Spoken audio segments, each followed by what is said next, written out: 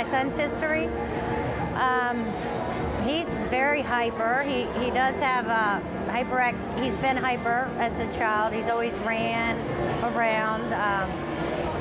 He's a runner. He used to run the beaches. He used to, we live near the beach. He would just take off down the beach and soar. He loved to swim. He loved to ride horses and tractors and things like that. He was always outgoing, very hyper, always doing something. Doesn't mean you have disabilities. Doesn't mean you can't do as much as things with people who don't have disabilities.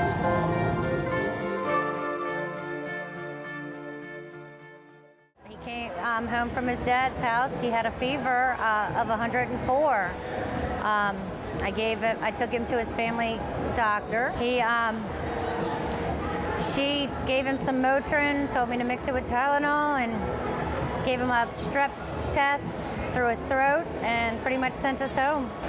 The next day, he was his legs were hurting him very bad. I took him to the hospital, and it turned out it wasn't a viral infection. After 4 days, it wasn't a viral infection. He had gotten the bacteria strep group A in his system, in his bloodstream, which caused sepsis, toxic shock syndrome, total body infection, multiple organ damage. After we were flown to Children's Hospital in Washington, D.C., the doctor there pretty much saved his life. He was put on immediately after arriving. They thought he was a meningitis patient. He did have the rash for meningitis and that type of thing. But after the cultures were done, it was known the bacteria was strep group A. The day after we got to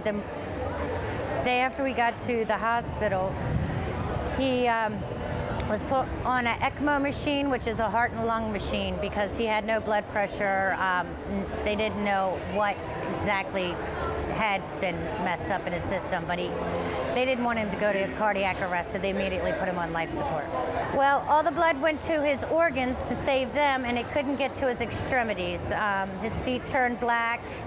His arms were very black and cold. It was just really, there was no circulation, so they just pretty much deteriorated away.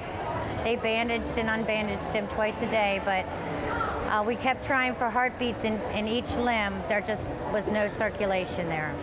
It was a very long process, 8 weeks in the ICU. Finally, they had to tell us that they couldn't find anything, and it was deteriorating. They had to take his right leg across the knee on the first surgery. He made it through that fine. About a week later,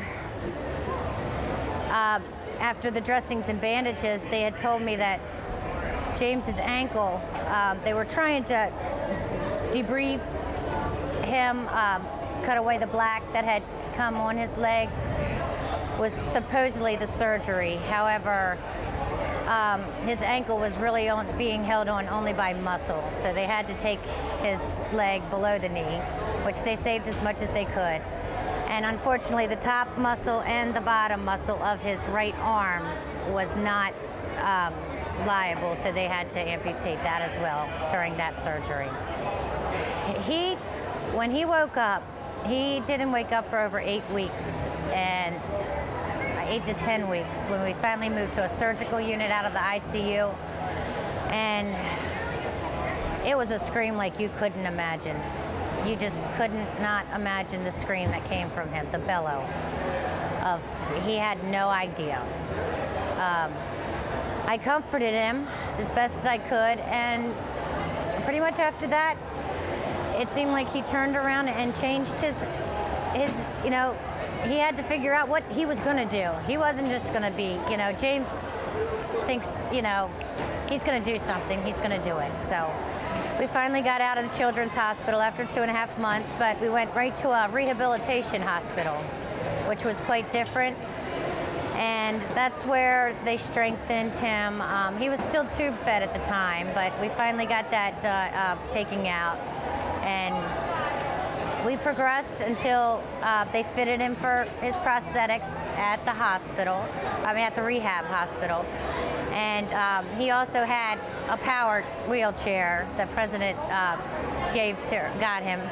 And he zipping around that rehab hospital like a pro. It was just, he amazed everybody on how he could zip around that hospital. It was amazing. As a mom, I feel I do need to treat him differently because, like, one needs to be herself as opposed to him being his self. So little things, we got James got a Segway so that he could keep up and walk with us, as to my daughter loves running. So she'll run and he's with the Segway, but he's keeping up with her. And if we use that adaptive equipment, that's what helps him to be as equal as possible, if you understand. We go for walks and, he'll just ride along on a Segway. It's very awesome. How do you want people to look at your son? Inspirationally, I really do. If he sees someone staring a little too much, he does get a little rude. But if somebody looks at him on an equal level, he's sweet as can be. He's not going to let anything stop him. He won't. If you can do it, I can do it. Is that it?